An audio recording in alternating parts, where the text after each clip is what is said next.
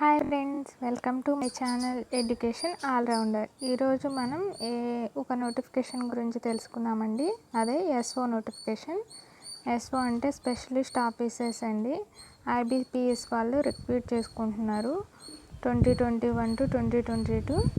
అవి preliminary exam ఉంటుంది, mains exam ఉంటుంది. ఆ ఎగ్జామ్ వచ్చేసరికి ఆన్లైన్లో కండక్ట్ చేస్తారు. ఎగ్జామ్ మనకి టెంటేటివ్లీ అంటే వాళ్ళు మేబీ డిసెంబర్లో ఆర్ జనవరిలో ఎగ్జామ్ పెడతామని చెప్తున్నారండి. పోస్టులు వచ్చేసరికి IT officer scale 1, agriculture field officer, Rajya Sabha అధికారి, law officer, HR or personnel officer, marketing officer. Eligible candidates ఎవరైతే వీటికి ఎలిజిబిలిటీ ఉంటుందో వాళ్ళందరూ అప్లై చేసుకోవచ్చు. ఆ ఎలిజిబిలిటీ క్రైటీరియా అనేది నేను ఇప్పుడు చెప్తానండి. ప్రతి ఒక్కళ్ళు కూడా అబ్జర్వ్ చేయండి. ఈ వీడియో అనేది ఎండింగ్ వరకు చూడండి. అప్పుడు మాత్రమే నేను దేని గురించి చెప్తున్నాను అన్ని డేటా మొత్తం క్లియర్గా మీకు అర్థమవుతుంది. ఇక్కడ వచ్చేసరికి ఎగ్జామినేషన్ అనేది 2 టైర్ ఎగ్జామినేషన్ అండి. ప్రిలిమ్స్ ఉంటుంది, మెయిన్స్ ఉంటుంది. అంటే ఇది స్పెషలిస్ట్ ఆఫీసర్స్ కదండి, ఆఫీసర్ స్కేల్ కాబట్టి 2 టైర్స్ ఉంటుంది. ఇక్కడ చూసుకుంటే ప్రిలిమినరీ వచ్చేసరికి ఆన్లైన్లోనే ఉంటుంది, మెయిన్స్ కూడా ఆన్లైన్లోనే ఉంటుంది. ప్రిలిమినరీ ఎగ్జామ్ రాసిన వాళ్ళని షార్ట్ లిస్ట్ చేసి మెయిన్స్ ఎగ్జామ్ రాయడానికి మనకి అలో చేస్తారు. దానికి కూడా ఎగ్జామ్ పెట్టిన తర్వాత మళ్ళీ ఇంటర్వ్యూ అనేది ఉంటుందండి. మెయిన్స్ ఎగ్జామ్ అయిపోయిన తర్వాత డైరెక్ట్గా తీసుకునే ఛాన్స్ ఉండదు, ఇంటర్వ్యూ కూడా మనం ఫేస్ చేయాలన్నమాట. ఇక్కడ చూసుకుంటే మనకి ఎలిజిబిలిటీ చూసుకున్నామండి. ఆర్గనైజేషన్స్ వచ్చేసరికి bank of Baroda, Canara bank, Indian overseas bank, UCO bank, bank of India, central bank of India, Punjab national bank, union bank of India, bank of Maharashtra, Indian bank, Punjab and Sindh bank ఇవన్నీ కూడా participate చేస్తున్నాయి. Schedule వచ్చేసరికి ఎప్పుడంటే అండి November 2 నుంచి start అయ్యి November 23 వరకే ఉంటుందండి. సో మనకి ఇంకా ఎన్ని రోజులు ఉందండి, మహా చూసుకున్నా కానీ ఒక 7 days మాత్రమే ఉంది. ఎవరైనా కానీ అప్లై చేసుకోకపోయినట్లయితే అప్లై చేసుకోండి. అప్లై చేసిన అప్లికేషన్లో ఏమైనా మార్పులు చేర్పులు చేయాల్సి వచ్చి ఉంటే అవి కూడా మోడిఫికేషన్ చేసుకోవడానికి కూడా డేట్ ఇదేనండి. 23 లోపే మనం మోడిఫికేషన్ చేసుకోవచ్చు. పేమెంట్ ఆఫ్ అప్లికేషన్ ఫీజు వచ్చేసరికి 23 అండి లాస్ట్ డేట్. డిసెంబర్లో ఉంటుందన్నాను కదండి. ఎగ్జామ్ అనేది డిసెంబర్లో అయినా ఉండొచ్చు, జనవరిలో అయినా ఉండొచ్చు. సో వాళ్ళు కాల్ లెటర్స్ కూడా డిసెంబర్లోనే ఇస్తారండి. ప్రిలిమినరీ ఎగ్జామ్ వచ్చేసరికి డేట్స్ ఇచ్చారు చూడండి, మేబీ అప్పుడు జరగవచ్చు. ఎప్పుడంటే December 26 and 27 జరుగుతాయండి. రిజల్ట్స్ వచ్చేసరికి జనవరిలో ఇస్తారు. ఆన్లైన్ ఎగ్జామినేషన్ వచ్చేసరికి మెయిన్స్ ఎగ్జామినేషన్ అంటే ప్రిలిమ్స్ ఎప్పుడు జరుగుతుంది, December 26th జరుగుతుంది. మెయిన్స్ ఎగ్జామ్ వచ్చేసరికి జస్ట్ 1 monthలోనే జరుగుతుందండి. 1 month కంటే లోపే 28 daysకి జరుగుతుంది. 24th కండక్ట్ చేస్తారు. జనవరిలో 24th కండక్ట్ చేస్తారు. ఫిబ్రవరిలో రిజల్ట్ అనేది ఇచ్చేస్తారు. ప్రొవిజనల్ అలాట్మెంట్ అంటే మనం జాయిన్ అవ్వడానికి ఏప్రిల్లో అలాట్మెంట్ అనేది ఇచ్చేస్తారు. ఎలిజిబిలిటీ క్రైటీరియా అంటే మినిమం మనకి ఏం ఎలిజిబిలిటీ ఉండాలనేది ఇచ్చారండి. సిటిజన్ ఆఫ్ ఇండియా అయి ఉండాలి. నెక్స్ట్ చూసుకుంటే మనకి ఇక్కడ ఎడ్యుకేషన్ క్వాలిఫికేషన్స్ ఇచ్చారండి. ఇవి చూసుకోండి. ఐటీ ఆఫీసర్స్కి వచ్చేసరికి 20 years నుంచి 30 years లోపు ఉండాలి. 4 years ఇంజనీరింగ్ ఉండాలి. ఎందులో అనేది చూసుకుందామండి. Technology degree in computer science అయినా అయి ఉండొచ్చు, కంప్యూటర్ అప్లికేషన్స్ అయి ఉండొచ్చు, ఇన్ఫర్మేషన్ టెక్నాలజీ అయి ఉండొచ్చు, ఎలక్ట్రానిక్స్ అయి ఉండొచ్చు, ఎలక్ట్రానిక్స్ టెలికమ్యూనికేషన్ అయి ఉండొచ్చు, ఎలక్ట్రానిక్స్ కమ్యూనికేషన్ అంటే ఈసీఈ అనమాట. ఈఐ అంటే ఎలక్ట్రానిక్స్ అండ్ ఇన్స్ట్రుమెంటేషన్ ఉంటుంది కదండి, అవైనా అయి ఉండొచ్చు. వీటిలన్నిటిలో అంటే పోస్ట్ గ్రాడ్యుయేషన్ అయినా అయి ఉండొచ్చు. ఇవి తప్ప మిగతా మెకానికల్, సివిల్ ఇలాంటి వాళ్ళు ఎలిజిబుల్ కాదండి. ఒకసారి చెక్ చేసుకోండి, నీట్గా చెక్ చేసుకొని అప్లై చేసుకోండి. అగ్రికల్చర్ ఫీల్డ్ ఆఫీసర్కి వచ్చేసరికి 20 years నుంచి 30 years ఏజ్ అనేది 4 years డిగ్రీ ఉండాలి. అవి ఇక్కడ స్ట్రీమ్స్ ఇచ్చారు కదండి, వాటిల్లోనే ఉండాలి. ఇక్కడ ఇచ్చారు చూడండి, agriculture, horticulture, animal husbandry, veterinary science, dairy science, fishery science ఇలా ఇచ్చారు కదండి. ఇవి కరెక్ట్గా ఇవే అయి ఉండాలి, కానీ ఇంకా వేరే స్ట్రీమ్స్ నుంచి అయితే మనకు అప్లై చేసుకునే ఛాన్స్ ఉండదు. రాజ్యసభ అధికారి వచ్చేసరికి అది కూడా 20 నుంచి 30 ఇయర్స్ అండి. పోస్ట్ గ్రాడ్యుయేట్ అయి ఉండాలి. Hindi with English as a subject. Post graduate degree హిందీలో తీసుకోవాలండి. ఎందుకంటే రాజ్యసభ అధికారి అంటే అది ట్రాన్స్లేషన్ వర్క్ అవుతుంది కాబట్టి. సో సాంస్క్రిట్, హిందీ, ఇంగ్లీష్ ఇవన్నీ తెలుసున్న వాళ్ళైతే ఆ ట్రాన్స్లేట్ చేయడానికి ఈజీగా ఉంటుంది కాబట్టి రాజ్యసభ అధికారికి ఈ ప్రిఫరెన్సెస్ ఇచ్చారు. ఈ క్వాలిఫికేషన్ తప్ప మిగతా వాళ్ళు ఎవరు కూడా అప్లై చేసుకోకూడదు. నార్మల్ బీటెక్ చేసిన వాళ్ళు వీళ్ళైతే అసలు అప్లై చేసుకోకూడదు. లా ఆఫీసర్కి వచ్చేసరికి 20 నుంచి 30 ఇయర్సే. బ్యాచిలర్ డిగ్రీ ఇన్ లా, ఎల్ఎల్బీలో బ్యాచిలర్ డిగ్రీ చేసి ఉంటే చాలు. హెచ్ఆర్ వచ్చేసరికి ఆర్ పర్సనల్ ఆఫీసర్ వచ్చేసరికి graduate and 2 years full time post graduate degree or 2 years full time. Full time అంటే ఇప్పుడు మనము మామూలుగా డిగ్రీ పీజీ అనేది పోస్ట్ గ్రాడ్యుయేషన్ కానీ వీళ్ళు మామూలుగా ఒరిజినల్ది చేయకుండా పార్ట్ టైంలో చేస్తూ ఉంటారు కదండి, అలాంటిది ఎలిజిబుల్ కాదు అని చెప్తున్నారండి. సో మనం ఖచ్చితంగా కాలేజీకి వెళ్ళి చేసిన డిగ్రీ మాత్రమే ఎలిజిబుల్ అవుతుంది హెచ్ఆర్కి. మార్కెటింగ్ ఆఫీసర్ కూడా అంతే అండి. ఫుల్ టైంలో మాత్రమే చదివి ఉండాలి. పార్ట్ టైంలో ఇట్లా చదివి ఉన్న వాళ్ళైతే అసలు ఎలిజిబుల్ కాదు. నెక్స్ట్ చూసుకుంటే వీళ్ళు రిలాక్సేషన్ ఇచ్చారండి. అప్పర్ ఏజ్ లిమిట్ వచ్చేసరికి షెడ్యూల్డ్ క్యాస్ట్ ఉంటాయి కదండి, ఎస్సీ ఎస్టీలకు వచ్చేసరికి 5 ఇయర్స్ రిలాక్సేషన్ ఇస్తారు. అంటే 30 ఇయర్స్ ఇచ్చారు కదండి, 35 ఇయర్స్ అయినా అప్లై చేసుకోవచ్చు. బ్యాక్వర్డ్ క్యాస్ట్ క్లాసెస్ ఉంటాయి కదండి, వాళ్ళకి వచ్చేసరికి 3 ఇయర్స్. డిజబిలిటీ ఉంటుంది కదండి, వాళ్ళకి 10 ఇయర్స్. ఎక్స్ సర్వీస్ మ్యాన్ వీళ్ళందరికీ 5 years. Persons affected by 1984 riots వాళ్ళకైతే 5 ఇయర్స్. సో వీటిని బట్టి ఇవన్నీ చూసుకొని మనం అప్లై చేసుకోవాలండి, అంతేకాని ఎలా పడితే అలా అప్లై చేసుకోకూడదు. నెక్స్ట్ వచ్చేసరికి మనకి వీళ్ళకి సంబంధించిన అన్నీ కూడా ఇచ్చారండి. మీకు ఏమైనా తెలియకపోతే జస్ట్ నాకు చాట్ బాక్స్లో మెసేజ్ చేయండి. మీకు ఏమైనా డౌట్ వచ్చినట్లయితే నేను దానికి ఆన్సర్ చెప్తానండి. ఆన్లైన్ ఎగ్జామినేషన్ వచ్చేసరికి మనకి ప్రిలిమినరీ ఎగ్జామినేషన్ అనేది ఎన్ని మార్క్స్కి ఉంటుంది ఏంటి అనేది చూసుకుందామండి. For the post of law officer and Rajya Sabha అధికారికి వచ్చేసరికి చెప్పాను కదండి, వాళ్ళు ట్రాన్స్లేషన్ వర్క్ కాబట్టి English language, reasoning, general awareness with special reference of banking industry ఉంటుందండి. అన్నీ కూడా ఈచ్ పార్ట్ 50-50 మార్క్స్ ఉంటుంది. 50-50 క్వశ్చన్స్ ఉంటాయి. మ్యాక్సిమం మార్క్స్ వచ్చేసరికి ఇంగ్లీష్ లాంగ్వేజ్ వచ్చేసరికి 25 మార్క్స్ ఉంటుంది. మిగతా మొత్తం 50-50 మార్క్స్ ఉంటాయి. మొత్తం వచ్చేసరికి 125 మార్క్స్, 150 క్వశ్చన్స్. సో టైం వచ్చేసరికి 2 అవర్స్ అనమాట. 2 అవర్స్లో 150 క్వశ్చన్స్కి మనం ఆన్సర్ చేయాలి. నెక్స్ట్ వచ్చేసరికి ఐటీ ఆఫీసర్ ఉంది కదండి, ఐటీ ఆఫీసర్ వచ్చేసరికి బీటెక్ వాళ్ళు అప్లై చేసుకుంటారు కదండి, వాళ్ళకి English language, reasoning, quantitative aptitude like bank exams. మిగిలిన బ్యాంక్ ఎగ్జామ్స్లో ఎలా ఉంటాయో సేమ్ అలానే ఉంటుంది. కాకపోతే ఇక్కడ 1 మినిట్కి 1 క్వశ్చన్ అనేది ఇచ్చారండి. చూడండి ఎలా అంటే 150 క్వశ్చన్స్ ఉంటే 125 మార్క్స్ అనమాట. సో 120 అంటే 2 అవర్స్ ఉంటుంది. 2 అవర్స్లో 150 క్వశ్చన్స్కి ఆన్సర్ చేయాలి. నెక్స్ట్ వచ్చేసరికి మెయిన్ ఎగ్జామినేషన్ వచ్చేసరికి ప్రొఫెషనల్ నాలెడ్జ్ ఉంటుంది ఐటీ ఆఫీసర్స్కి వచ్చేసరికి. అంటే ఏంటి, అగ్రికల్చర్ అయితే అగ్రికల్చర్, ఈసీఈ అయితే ఎలక్ట్రానిక్స్, ఎలక్ట్రికల్, ఇలా స్ట్రీమ్స్ ఉంటాయి కదండి, వాళ్ళ బ్రాంచ్కి సంబంధించిన సబ్జెక్టు ప్రొఫిషియన్సీ అనేది వాళ్ళు పక్కా ప్రూవ్ చేసుకోవాలి కాబట్టి వాళ్ళకి 60 మార్క్స్కి క్వశ్చన్ పేపర్ అనేది ఉంటుంది. హిందీ అండ్ ఇంగ్లీష్లో ఉంటుంది. 45 మినిట్స్ ఉంటుంది. అది మెయిన్ ఎగ్జామినేషన్. నెక్స్ట్ రాజ్యసభ అధికారికి వచ్చేసరికి ప్రొఫెషనల్ నాలెడ్జ్ వచ్చేసరికి ఆబ్జెక్టివ్ టైప్లో ఉంటుంది. ప్రొఫెషనల్ నాలెడ్జ్ డిస్క్రిప్టివ్లో కూడా ఉంటుంది.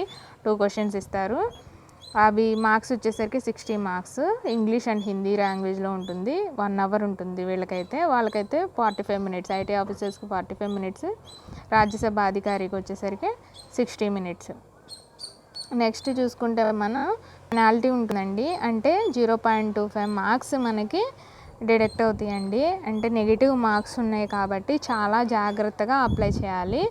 ఎగ్జామినేషన్ సెంటర్స్ వచ్చేసరికి మనకి ఇక్కడ ఇచ్చినట్లు ఐబీపీఎస్ వాళ్ళు కండక్ట్ చేస్తున్నారు కాబట్టి వాళ్ళు కొన్ని ఎగ్జామ్ సెంటర్స్ ఇచ్చారండి. వాటిల్లో మాత్రమే మనకి ఎగ్జామినేషన్ సెంటర్ అనేది అలాట్ అవుతుంది.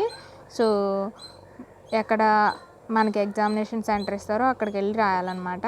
కట్ ఆఫ్ స్కోర్ వచ్చేసరికి ఆన్లైన్ మెయిన్ ఎగ్జామినేషన్ వచ్చేసరికి వాళ్ళు షార్ట్ లిస్ట్ చేస్తారండి రాసిన క్యాండిడేట్స్ని బట్టి. దాన్ని బట్టి నార్మలైజేషన్ కూడా ఉంటుంది.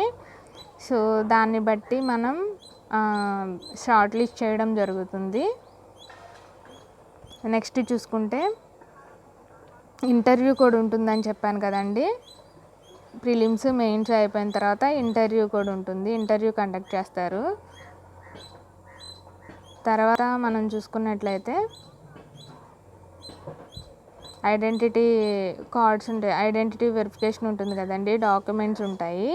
అవి వీళ్ళు వచ్చేసరికి వీళ్ళకి సంబంధించినవన్నీ పాన్ కార్డు ఇవన్నీ కూడా మనకి డాక్యుమెంట్స్ మనం ఎగ్జామ్కి తీసుకువెళ్ళడానికి సబ్మిట్ చేయాలి కదండి. పాన్ కార్డు, రేషన్ కార్డు అలాంటివి మనకి పనికిరావు అన్నమాట. ఓటర్ కార్డు, బ్యాంక్ పాస్బుక్ ఇలాంటివి ఉంటాయి కదండి. మిగతా బ్యాంక్ ఎగ్జామ్స్కి ఎలా ఉంటుందో సేమ్ యాజ్ ఇట్ ఈజ్గా అలాంటి ఐడి ప్రూఫ్సే తీసుకెళ్ళాలండి. సోషల్ డిస్టెన్సింగ్ మోడ్ అనేది మనం కంపల్సరీగా పాటించాలి కరోనా పాండమిక్ సిచ్యువేషన్స్ కాబట్టి. నెక్స్ట్ చూసుకుంటే ఇక్కడ చూసుకోండి, మాస్క్ అనేది ఖచ్చితంగా మనం ధరించే ఉండాలి. ఎగ్జామ్ రాసినంతసేపు గ్లౌస్ ఉండాలి, అంటే కంపల్సరీ కాదు, మాస్క్ అనేది కంపల్సరీ. వాటర్ బాటిల్ తీసుకెళ్ళాలి. ఇవన్నీ తెలుసు కదండి, అంతకుముందు ఎగ్జామ్స్లో ఎలా ఉన్నాయో అలానే తీసుకెళ్ళాలన్నమాట. కాల్ లెటర్ తీసుకెళ్ళాలి. ఫోటో కాపీ ఆఫ్ ఐడి కూడా ఒరిజినల్ విత్ ఫోటో కాపీ కూడా తీసుకెళ్ళాలి. ఆ రెండు కూడా షాపులు చేసి తీసుకెళ్ళాలన్నమాట. స్క్రైబ్ క్యాండిడేట్స్ ఉంటారు కదండి, వాళ్ళైతే ఏం చేయాలంటే ఒక ఫోటో అఫిక్సెడ్ ఉంటుంది కదండి, దాంతో పర్మిటెడ్ ఇన్సైడ్ ద వెన్యూ. ఇప్పుడు మనకి ఈ స్క్రైబ్ని తీసుకెళ్తాం కదండి, తనకు కూడా ఈ ఫోటో ఐడి అన్నీ ఎవ్రీథింగ్ ఉండాలండి. వాళ్ళకు కూడా ఈ కరోనా పాండమిక్ సిచ్యువేషన్ కాబట్టి స్క్రైబ్కి కూడా ఖచ్చితంగా మాస్క్ ఎవ్రీథింగ్ అన్నీ ధరించి తీసుకెళ్ళాలండి. అంతేకాని స్క్రైబ్ తీసుకెళ్ళకుండా ఉంటే వాళ్ళని అలో చేయరన్నమాట.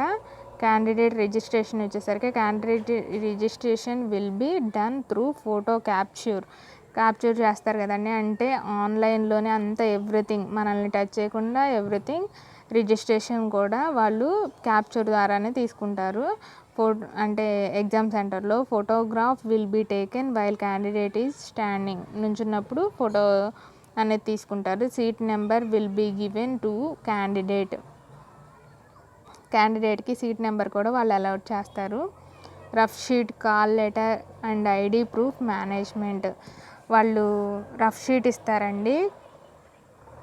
సో వాళ్ళు ఇచ్చినప్పుడు మనం తీసుకొని ఆ రఫ్ షీట్ని వాడుకోవాలి. అంతేకాని ముందే ఆ రఫ్ షీట్లో ఏదో ఒకటి రాసేయడం అలాంటివి చేయకూడదు. అలా చేసినా కూడా మనల్ని డిబార్ చేసే ఛాన్స్ ఉంటుంది కాబట్టి చాలా జాగ్రత్తగా ఉండాలి.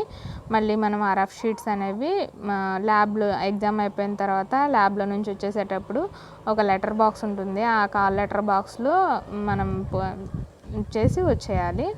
పోస్ట్ ఎగ్జామినేషన్ కంట్రోల్స్ వచ్చేసరికి on completion of A shift the candidate should move out in a orderly. అంటే ఎలా పడితే అలా రాకూడదు. ఇప్పుడు కరోనా సిచ్యువేషన్ కాబట్టి చాలా జాగ్రత్తగా వాళ్ళు ఒక సర్కిల్స్ గీస్తారనమాట, ఆ విధంగానే రావాలి, కానీ ఎట్లా పడితే అట్లా వచ్చేయకూడదు. అండ్ ఇక్కడ చూసుకోండి, నేను చెప్పాను కదండి 23rd అనేది లాస్ట్ డేట్ కాబట్టి ఇంకా 7 days మాత్రమే ఉంది. కాబట్టి ఎవరైనా అప్లై చేసుకోకపోయినట్లయితే ఖచ్చితంగా అప్లై చేసుకోండి. ఫోటోగ్రాఫ్ సైజు కూడా ఇచ్చారండి, 4.5 by 3.5 centimeters అనమాట. అలా ఉంటే మాత్రమే అప్లోడ్ అవుతుంది. క్యాపిటల్ లెటర్స్లో సిగ్నేచర్ ఉండకూడదు. లెఫ్ట్ థంబ్ ఇంప్రెషన్ ఉండాలి, కరెక్ట్గా ఉండాలి, అంటే ఎలా పడితే అలా పెట్టకూడదు. హ్యాండ్ రిటన్ సబ్మిట్ చేయాలండి. అది చూడండి, అన్న పక్కన మన నేమ్ రాయాలి. నేమ్ రాసి here by declare that all the information submitted by me in the application form is correct, true and valid. I will present the supporting documents and when required. ఓకేనా అండి, ఇది మన చేతితో రాసిన రాతతో మాత్రమే, మన చేతితో రాసి అది స్కాన్ చేసి అప్లోడ్ చేయాలి, అంతేకాని ఎవరు పడితే వాళ్ళు రాయకూడదు. అండ్ కొంతమంది విజువల్లీ ఎఫెక్టెడ్ ఉంటారు కదండి, చూడలేక రాయలేక ఉన్నవాళ్ళు, వాళ్ళు ఏంటంటే టైప్ చేసిన తర్వాత తంబ్ ఉంటుంది కదండి, వాళ్ళ తంబ్ అనేది కింద వేసినట్లయితే సరిపోతుందండి వాళ్ళకి వచ్చేసరికి. నెక్స్ట్ వచ్చేసరికి అవి మొత్తం కూడా క్యాపిటల్ లెటర్స్లో ఉండకూడదు, అక్కడ ఎలా ఇచ్చారో అలానే రాయాలి. నెక్స్ట్ ఆన్లైన్లో పేమెంట్ చేయాలి, ఫీజు అనేది ఆఫ్లైన్ కాదండి. అప్లికేషన్ ఫీజు వచ్చేసరికి 23rd లోపే పే చేయాలి. 175 రూపీస్ ఏమో ఎస్సీ ఎస్టీలకి, 850 రూపీస్ ఏమో మిగిలిన అదర్స్కి, మిగిలిన వాళ్ళందరికీ ఎస్సీ ఎస్టీ పీడబ్ల్యూడీ క్యాండిడేట్స్ వచ్చేసరికి 175 రూపీస్, మిగిలిన అందరికీ కూడా 850 రూపీస్. సో దీన్ని దృష్టిలో పెట్టుకొని చాలా త్వరగా మీరు అప్లై చేసుకోండి, ఎంత త్వరగా అప్లై చేసుకుంటే అంత మంచిది. 23rd లోపు అప్లై చేసుకోవాలి, చాలా మంచి అవకాశం కాబట్టి ఎవరు కూడా మిస్ చేసుకోకుండా అప్లై చేసుకోండి. మీకు ఇంకేమైనా నోటిఫికేషన్ గురించి డౌట్స్ ఉన్నట్లయితే జస్ట్ మీరు కామెంట్ బాక్స్లో పోస్ట్ చేయండి. థ్యాంక్స్ ఫర్ వాచింగ్ అండి. ఇక్కడ మనకి వచ్చేసరికి ఏమేమి అంటే ఎక్కడెక్కడ ఎన్ని వేకెన్సీస్ ఉన్నాయనేది ఇచ్చారండి. బ్యాంక్ ఆఫ్ బరోడా ఇవన్నీ చెప్పాను కదండి, అవన్నీ కూడా ఎక్కడెక్కడ ఎన్ని వేకెన్సీస్ ఉన్నాయని ఇచ్చారు. సో మనం అవి చూసుకొని అప్లై చేసుకోవచ్చు. నేను చెప్పాను కదండి, ఈ ఎగ్జామినేషన్ సెంటర్స్ మాత్రమే మనం అప్లై చేసుకోవచ్చు. ఆంధ్రప్రదేశ్ వచ్చేసరికి చీరాల, చిత్తూరు, గుంటూరు, కడప, కాకినాడ, కర్నూలు, నెల్లూరు. ఇది ఏంటంటే S1 నోటిఫికేషన్ కాబట్టి మొత్తం ఆల్ ఇండియా ఓవరాల్గా జరుగుతుంది. మనం ఇక్కడ అప్లై చేసుకుంటాం కాబట్టి ఇక్కడ ఇచ్చిన ఈ సెంటర్స్లో మాత్రమే మనం మెయిన్ ఎగ్జామినేషన్ సెంటర్స్ ఉన్నాయి చూడండి. ప్రిలిమినరీ ఎగ్జామినేషన్ సెంటర్స్కి వచ్చేసరికి చాలా సెంటర్స్ ఉన్నాయి. మెయిన్ ఎగ్జామినేషన్ సెంటర్స్కి వచ్చేసరికి విజయవాడ, విశాఖపట్నం మాత్రమే ఉన్నాయి. సో వీటిని దృష్టిలో పెట్టుకొని మీరు నీట్గా సెంటర్ అనేది ఇచ్చుకుంటే మనం మంచిగా ఎగ్జామ్ రాయడానికి వీలుంటుంది. అండ్ ఫోటోగ్రాఫ్ వచ్చేసరికి చెప్పాను కదండి, అలానే అప్లోడ్ చేయాలి. అలా ఉంటే ఆ సైజులో ఉంటే మాత్రమే మనది ఫోటోగ్రాఫ్ అనేది తీసుకుంటుంది. సైజ్ అనేది 20 నుంచి 50 KB ఉండాలి. అండ్ ఫోటో ఎలా దిగాలో కూడా మొత్తం ఇచ్చారు చూడండి. మనం ఎలా పడితే అలా నుంచోవడము అండ్ స్పెట్స్ పెట్టుకోవడము ఇలాంటివన్నీ తీసేసి నీట్గా స్ట్రైట్గా నుంచుంటే ఆ ఫోటో అనేది ఎలిజిబుల్ అవుతుంది. లేకపోతే మనల్ని మన కాల్ లెటర్ అనేది ఎలిజిబుల్ అవ్వదు. సో దాన్ని దృష్టిలో పెట్టుకొని నీట్గా దిగిన ఫోటోని అప్లోడ్ చేస్తే చాలా మంచిది. అండ్ థంబ్ ఇంప్రెషన్ కూడా 10 KB నుంచి 20 KBలోనే ఉండాలి, ఇంకా ఎక్కువ తక్కువ ఉండకూడదు. జేపీజే ఆర్ జేపెగ్ ఫామ్లో మాత్రమే ఉండాలి మనం అప్లోడ్ చేసేవన్నీ కూడా. మన ఫోటో అనేది జేపీజే ఆర్ జేపెగ్ ఫామ్లో ఉండాలి. సిగ్నేచర్ అనేది క్యాపిటల్ లెటర్స్లో ఉండకూడదు. ఇవన్నీ చూసుకొని నీట్గా జాగ్రత్తగా అప్లై చేసుకోండి. థ్యాంక్స్ ఫర్ వాచింగ్ అండి. అండ్ సెల్ఫ్ డిక్లరేషన్ ఫామ్ అనేది స్క్రైబ్ వెళ్తారు కదండి, వాళ్ళు కూడా తీసుకొని వెళ్ళాలి. సెల్ఫ్ డిక్లరేషన్ ఫామ్ అనేది ప్రతి ఒక్కళ్ళు తీసుకొని వెళ్ళాలి కాబట్టి ఇది మాత్రం ఎవ్వరు మర్చిపోకండి. సెల్ఫ్ డిక్లరేషన్ ఫామ్ తీసుకోమని ప్రతి ఒక్కళ్ళు కూడా ఫస్ట్ చెప్తున్నారు కాబట్టి సెల్ఫ్ డిక్లరేషన్ ఫామ్ తీసుకెళ్ళండి. థ్యాంక్స్ ఫర్ వాచింగ్ అండి. నెక్స్ట్ చూసుకుంటే అండి, ఇప్పటి వరకు మనము IBPS S1 నోటిఫికేషన్ చూసాం కదండి, 23rd లాస్ట్ డేట్. నెక్స్ట్ ఇంకో లాస్ట్ డేట్ కూడా నియర్గా ఉన్నది వచ్చేసరికి విశాఖపట్నం కోఆపరేటివ్ బ్యాంక్ లిమిటెడ్ అండి. ఇదైతే ఎవరెవరు అప్లై చేసుకోవచ్చు అంటే తెలుగు రాష్ట్రాల్లో ఉన్న వాళ్ళు ప్రతి ఒక్కళ్ళు కూడా అప్లై చేసుకోవచ్చు. కొన్ని కోఆపరేటివ్ బ్యాంక్స్కి అయితే రూరల్ బ్యాంక్స్ కాబట్టి ఏపీ వాళ్ళే అప్లై చేసుకోవాలని ఉంటుంది, కానీ ఇదైతే తెలంగాణ వాళ్ళు కూడా అప్లై చేసుకోవచ్చండి. దీన్ని దృష్టిలో పెట్టుకొని తెలంగాణ వాళ్ళు కూడా నీట్గా అప్లై చేసుకోండి. ప్రొబేషనరీ ఆఫీసర్స్ అండి, ఇది కూడా పీఓ లెవెల్ అండి. నెక్స్ట్ చూసుకుంటే ఎప్పటి నుంచి ఇచ్చారంటే 10th నుంచి అప్లై చేసుకోమన్నారండి. నవంబర్ 10th నుంచి అప్లై చేసుకుంటున్నారు. ఎప్పటి వరకు అంటే 30 వరకు అప్లై చేసుకోవచ్చండి, 4 PM వరకే. డేట్ ఆఫ్ ఆన్లైన్ టెస్ట్ వచ్చేసరికి మంత్ ఆఫ్ జనవరిలో ఉంటుందండి, జనవరిలో ఉండొచ్చు. ఈవెన్ SO ఎగ్జామ్ కూడా డిసెంబర్లో ఉంటుంది, ఇదేమో జనవరిలో ఉంటుంది. సో నెంబర్ ఆఫ్ వేకెన్సీస్ వచ్చేసరికి 30 ఉన్నాయండి. 30 ఉన్నాయి అని చెప్పేసి ఎవరు అప్లై చేసుకోకుండా ఉండడానికి అలా చేయకండి, ఎందుకంటే అప్లై చేసుకున్నట్లయితే మీకే బెనిఫిట్ ఉంటుంది. ఎందుకంటే ఇది ఎగ్జామ్ ఫీజు అనేది 900 అండి, చాలామంది అప్లై చేసుకోరు కాబట్టి మీరు ఎవ్వరూ కూడా వెనకడుగు వేయకుండా నీట్గా అప్లై చేసుకున్నట్లయితే మనకు వచ్చే ఛాన్స్ ఉంటుంది. శాలరీ వచ్చేసరికి బేసిక్ పే 25,000 ఉంటుంది ప్రాబేషనరీ పీరియడ్లో. తర్వాత 31,000 అవుతుంది వాళ్ళు మనల్ని రిక్రూట్ చేసుకున్న తర్వాత. ఎలిజిబిలిటీ క్రైటీరియా వచ్చేసరికి ఇది మస్ట్ అండ్ షుడ్ అండి. గ్రాడ్యుయేషన్ ఉంటుంది కదండి, గ్రాడ్యుయేషన్ అంటే బీటెక్ అయినా డిగ్రీ అయినా, ఏ డిగ్రీ అయినా కానీ పీజీ అయినా ఎక్కడైనా కానీ. బట్ మనకి డిగ్రీలో మాత్రమే అన్నారండి. డిగ్రీలో ఏంటంటే పీజీలో మనం ఫస్ట్ క్లాస్ వస్తే అప్లై చేసుకోవడానికి ఉండదు, డిగ్రీలోనే ఖచ్చితంగా ఫస్ట్ క్లాస్ వచ్చి ఉంటేనే అప్లై చేసుకోవడానికి వీలుంటుంది. మనకి ప్రొఫిషియన్సీ ఉండాలి. ఎందులో అంటే ఇంగ్లీషు తెలుగు లాంగ్వేజెస్లో స్పీకింగ్ రైటింగ్ రెండు కూడా ఉండాలి. కంప్యూటర్ నాలెడ్జ్ అనేది కంపల్సరీ రిక్వైర్డ్ అనమాట. నెక్స్ట్ వచ్చేసరికి 20 నుంచి 30 ఇయర్స్ లోపు ఉండాలి. అంతేకాని ఇంకా పెద్ద ఏజ్ వాళ్ళు అనేది అప్లై చేసుకోవడానికి ఉండదు. స్టాఫ్ వర్క్ చేస్తారు కదండి విశాఖపట్నం కోఆపరేటివ్ బ్యాంక్లో, వాళ్ళు కూడా అప్లై చేసుకోవడానికి వాళ్ళు ఛాన్స్ ఇస్తున్నారు. ప్రపోజ్డ్ అప్లికేషన్ ఫీజు వచ్చేసరికి చెప్పాను కదండి, ఈ అప్లికేషన్ ఫీజుని చూసి చాలామంది అప్లై చేసుకోరు. కానీ మీరైతే ఈ అప్లికేషన్ ఫీజు ఎక్కువ ఉన్నా కానీ పర్లేదని చెప్పేసి అప్లై చేసుకున్నట్లయితే మీకు అనేది ఇది రీఫండ్ అనేది ఇవ్వరండి. ఖచ్చితంగా 900 పే చేసిన తర్వాత మనకి ₹1 కూడా వెనక్కి తిరిగి ఇవ్వరు. అండ్ ఇవి చెప్పాను కదండి, ఆంధ్రప్రదేశ్ అండ్ తెలంగాణ ఈ 2 స్టేట్స్ కూడా అప్లై చేసుకోవచ్చు. బ్యాంక్ ట్రాన్సాక్షన్ ఛార్జెస్ ఉంటాయి కదండి, ఇవి కూడా మన మీదే భారం ఉంటుంది. ఇప్పుడు స్టూడెంట్సే పే చేయాలి, క్యాండిడేటే పే చేయాలి, ఎవరైతే అప్లై చేస్తున్నారో వాళ్ళే పే చేయాలి, వాళ్ళైతే పే చేయరు బ్యాంక్ వాళ్ళు. ప్రపోజ్డ్ సెలక్షన్ ప్రొసీజర్ వచ్చేసరికి ఆన్లైన్ టెస్ట్ ఉంటుంది, ఇంటర్వ్యూ కూడా ఉంటుంది. ఇంగ్లీష్లోనే ఉంటుందండి, తెలుగులో ఉండదు. అంటే కోఆపరేటివ్ రూరల్ బ్యాంక్స్ కదా అని చెప్పేసి తెలుగులో ఉంటుంది అనుకోకండి, ఇంగ్లీష్లో మాత్రమే ఉంటుంది ఖచ్చితంగా. ఆన్లైన్ టెస్ట్ అనేది 150 మార్క్స్కి ఉంటుంది. ఇంటర్వ్యూ వచ్చేసరికి 25 మార్క్స్ ఉంటుంది. There shall be negative marking for wrong answers. Wrong ఆన్సర్స్కి వచ్చేసరికి నెగిటివ్ మార్క్స్ ఉంటున్నాయండి. Online test examination questions contents would be as under. చూసుకుంటే మనకి జనరల్ ఇంగ్లీష్ వచ్చేసరికి 50 మార్క్స్ ఉంటుంది, రీజనింగ్ ఎబిలిటీ 50 మార్క్స్ ఉంటుంది, 50 క్వశ్చన్స్ 50 మార్క్స్. ఇక్కడ చూసుకుంటే 150 క్వశ్చన్స్కి 150 మార్క్స్ అనమాట.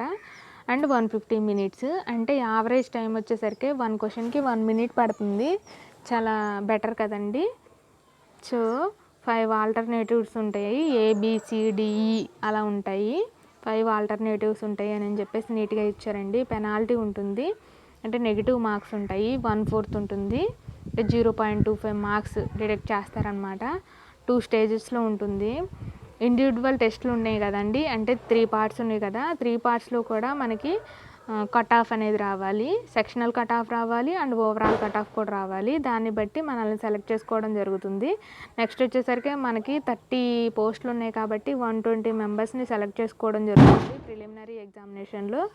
ఎందుకంటే ఇక్కడ మనకి 120 మెంబర్స్ అయితే 1:4 రేషియో అవుతుందన్నమాట. ర్యాంక్ సఫిషియన్సీ అంటే ర్యాంక్ సఫిషియెంట్లీ హై. ఇప్పుడు 120 మెంబర్స్ని వాళ్ళు సెకండ్ స్టేజ్కి సెలెక్ట్ చేసుకోవడం జరుగుతుందండి. ఆ 120 మెంబర్స్ని ఎలా సెలెక్ట్ చేసుకుంటారంటే, ఒక 2000 మెంబర్స్ని రాసుంటే ఎవరైతే టాప్ 120లో ఉంటారో వాళ్ళనే సెలెక్ట్ చేసుకోవడం జరుగుతుంది. దాన్ని దృష్టిలో పెట్టుకోవాలి మనము. ఆన్లైన్ టెస్ట్ వచ్చేసరికి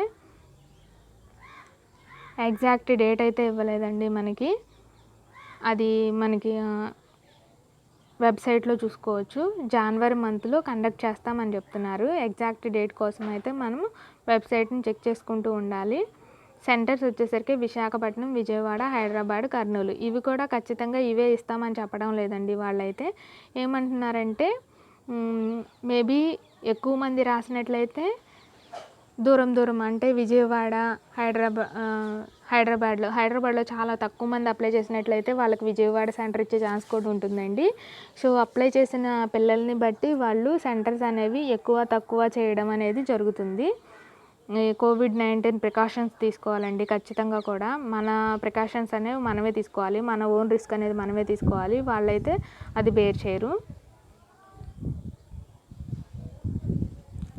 ఒకసారి మనం సెంటర్ పెట్టేసుకున్న తర్వాత మళ్ళీ చేంజ్ చేసుకోవడానికి అనేది అసలు ఉండదండి. మళ్ళీ మొబైల్ ఫోన్స్ ఇలాంటివి అనేవి వాళ్ళు అలౌ చేయరు. నెక్స్ట్ చూసుకున్నట్లయితే స్కాన్. ఇప్పుడు ఫోటో కాపీ ఉంది కదండి, సేమ్ ఎస్ఓకి ఎలా ఉందో సేమ్ 4.5/3.5 అనమాట. సిగ్నేచర్ వచ్చేసరికి బ్లాక్ ఇంక్తో సిగ్నేచర్ చేయాలి, లెఫ్ట్ థంబ్ ఇంప్రెషన్ ఉండాలి. అండ్ హ్యాండ్ రిటన్ డిక్లరేషన్ ఉంది కదండి, ఇదండి. ఇది మన చేతితో రాసింది అయితేనే మాత్రమే ఎలిజిబుల్ అవుతుంది. మన చేతితో రాసి నీట్గా మన పేరు రాసి అది స్కాన్ తీసి అప్లోడ్ చేయాలి అక్కడ ఇచ్చిన సైజులను బట్టి. అండ్ విజువల్లీ ఎఫెక్టెడ్ ఉంటారు కదండి, వాళ్ళకైతే జస్ట్ టైప్ చేసి వాళ్ళ థంబ్ ఇంప్రెషన్ వేస్తే సరిపోతుంది. నెక్స్ట్ వచ్చేసరికి ఈ డాక్యుమెంట్స్ అనేవి నీట్గా మనం జాగ్రత్తగా దాచిపెట్టుకోవాలి ఫ్యూచర్ యూజ్కి. అండ్ ఆన్లైన్ పేమెంట్ ఎవ్రీథింగ్ కూడా మనమే పే చేయాలి. వాళ్ళు ఛార్జెస్ కూడా వాళ్ళైతే బేర్ చేయరు. పర్సనల్ ఈమెయిల్ ఐడి ఉండాలి, మొబైల్ నెంబర్ ఉండాలి. ఎందుకంటే మనల్ని రిక్రూట్ చేసుకునే వరకు కూడా ఆ mail ID and mobile number కూడా మనం యాక్టివ్గా ఉంచాలి. ఎందుకంటే వాటికే వాళ్ళు అప్రోచ్ అవుతారు కాబట్టి. నెక్స్ట్ చూసుకుంటే ఫోటో ఇమేజ్ చెప్పాను కదండి, పిక్చర్ ఈజ్ ఇన్ కలర్ ఫోటోనే అయి ఉండాలి. అంతేకాని ఇలా ఏంటంటే కలర్ ఫోటో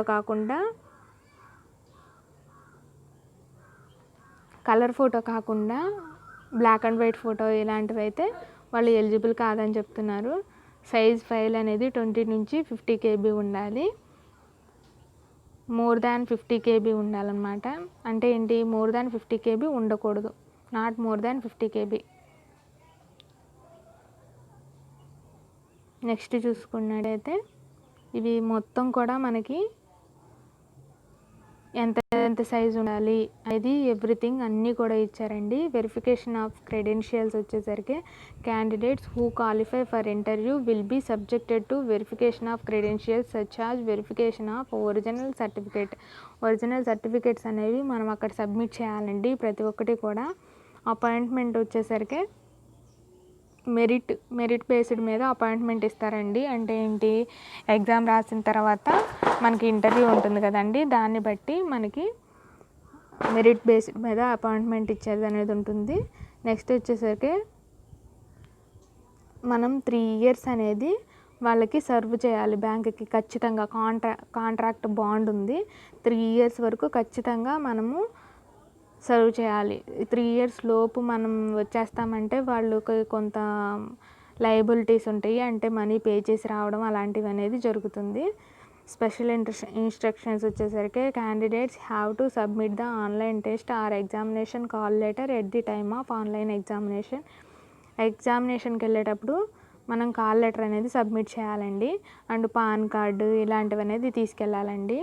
నెక్స్ట్ చూసుకుంటే రేషన్ కార్డు ఇలాంటివి అనేవి ఎలో చేయరు వాళ్ళు.